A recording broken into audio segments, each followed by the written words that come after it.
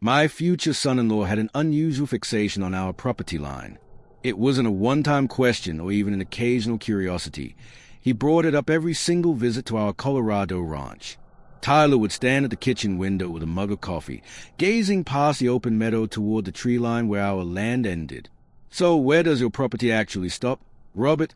He'd ask casually, like he was just making small talk. The first time, I dismissed it.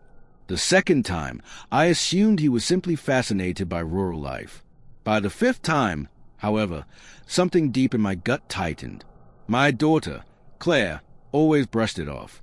"Is just interested in ranch life, Dad," she'd laugh. "You know how city guys are."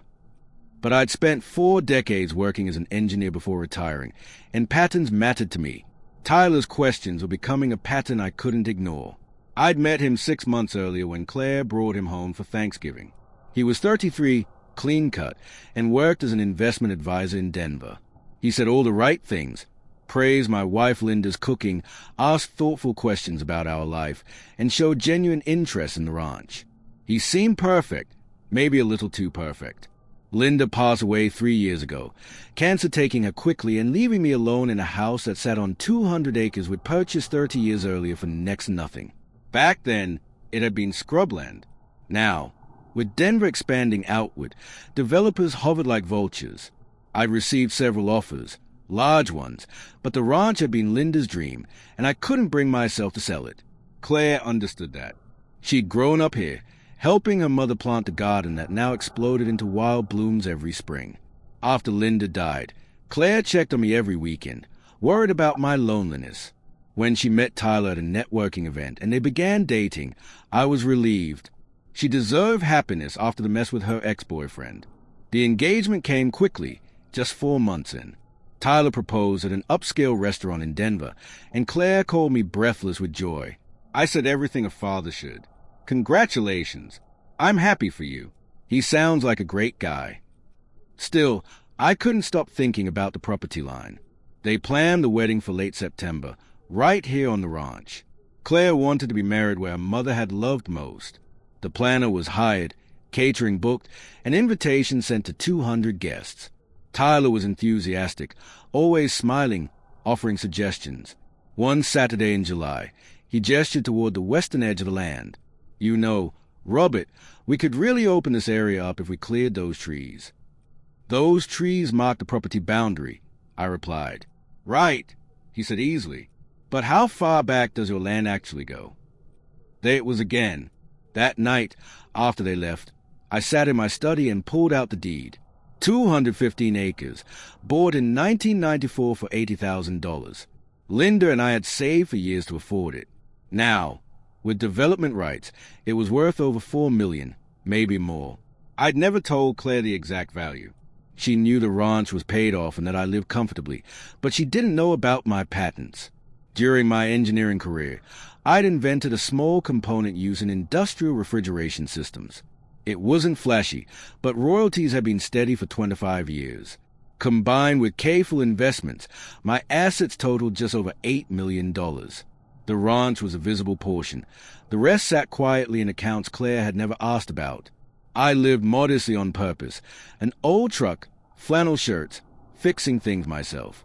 Watching Linda's wealthy relatives tear each other apart over inheritances had taught me that money changes people. It was better to be underestimated. But Tyler wasn't underestimating anything. The next morning, I called my attorney, Margaret. "I need you to look into someone." I told her, "Tyler Hutchinson. He says is an investment advisor in Denver." She hesitated. "Robert, this is Claire's fiancé." "Just a precaution." 3 days later, Margaret called again. "We need to meet, not over the phone." At her office in Boulder, she handed me a folder. Tyler was exactly who he claimed to be, licensed, employed at Cordell Financial Group, no criminal record. Then she paused and pulled out another document. "He's been engaged twice before," she said. "Both women came from wealthy families. Both engagements ended shortly after he gained access to family financial information. No lawsuits, no accusations, just timing." The names were there. Rebecca Thornton, daughter of a tech CEO, 5-month engagement, ended 2 weeks after a family estate meeting. Sarah Mitchell, daughter of a real estate developer, for months, ended right after her father revised his will.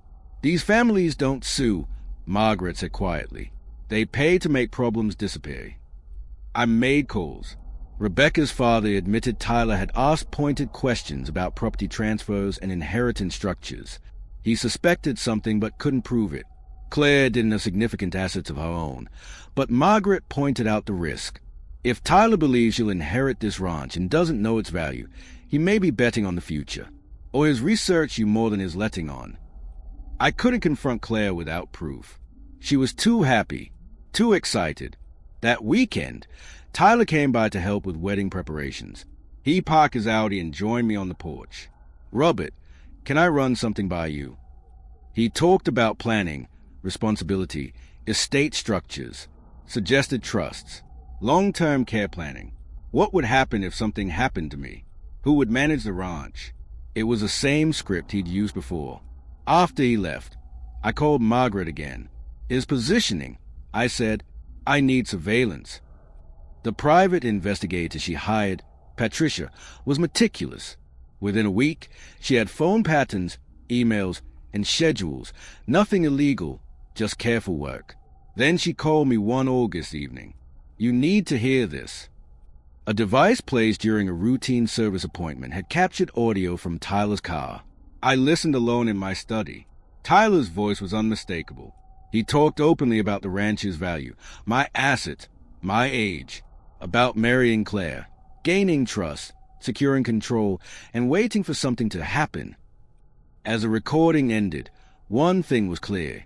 I wasn't imagining it, and I wasn't finished yet. My share in the settlement. Marcus laughed. "You're a cold bastard, Tyler." Tyler didn't flinch. "I'm a practical businessman." Rebecca was a waste of effort. Her father figured things out too quickly. Sarah was better, but her dad locked everything into a trust. This one, he chuckled. This one is perfect. Small town guy. No understanding of asset protection. It's like he's begging to be taken. I stopped the recording. My hands were trembling, not from fear, but from pure rage. Still, anger wouldn't protect Claire. I needed to think clearly. I immediately called Margaret and Patricia and summoned them to an emergency meeting. I finally had proof. I told them. Now we need a plan. Margaret listened to the audio twice, her expression hardening. This is criminal conspiracy. We could go to the police right now and warn Claire that her fiancé is a con artist, 3 weeks before the wedding, with 200 guests invited. She'll hate me, I said. If I don't bring airtight evidence, she'll think I'm trying to control her life. He basically talked about your possible murder, Patricia said. Potential, Margaret corrected. He never said he'd do it himself. A skilled lawyer would shred this. We need him to incriminate himself publicly, in front of witnesses. At the wedding, Patricia asked, raising an eyebrow. Yes, I said. Claire has to hear it herself, and I want 200 people present so he can't twist the story afterward. The next 2 weeks were carefully planned. Patricia installed discreet cameras around the ranch. Margaret prepared legal safeguards to protect both Claire and me, no matter how things unfolded. Meanwhile, I played my part, the trusting, unsuspecting future father-in-law. Tyler came by to discuss estate planning, carrying a briefcase packed with paperwork. "Robert," he said smoothly, "I've drafted documents to simplify everything. This power of attorney lets me step in if you ever need help. And this updates your will to place assets into a trust. Claire as beneficiary, with me as trustee to manage things properly." I pretended to review the pages. "And this helps with taxes." "Absolutely," he replied.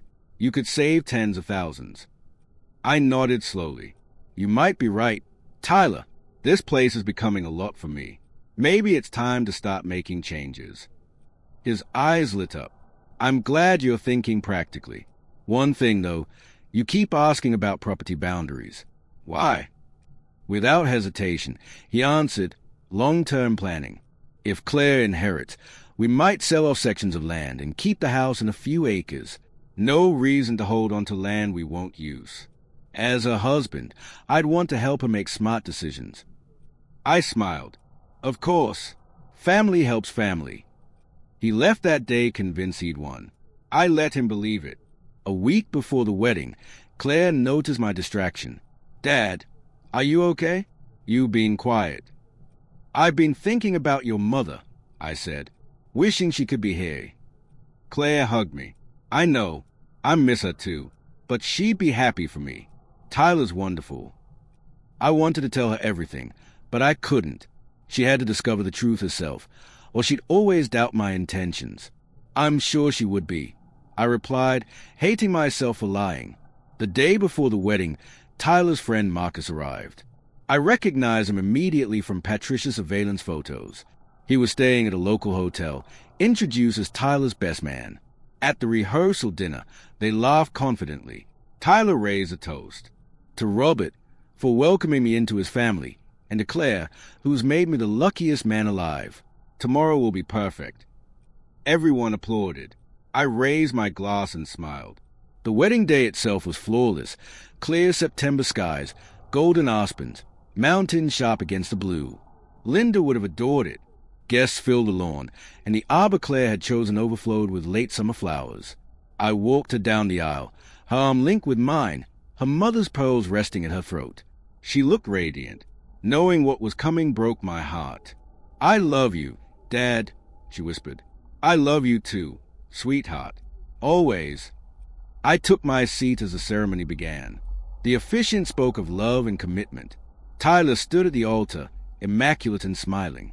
Then, just before he could say, I do, Claire reached into a bouquet and pulled out a folded note. She handed it to me, her eyes brimming with tears. I opened it. 3 words, in her handwriting. Dad, help me. Everything froze.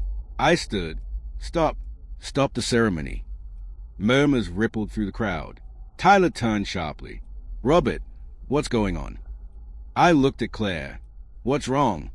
She inhaled shakily. I heard him. Last night, I went to his hotel room to surprise him, and I heard him talking to Marcus. She couldn't finish. Tyler's face flushed. Claire, this is absurd. You misunderstood.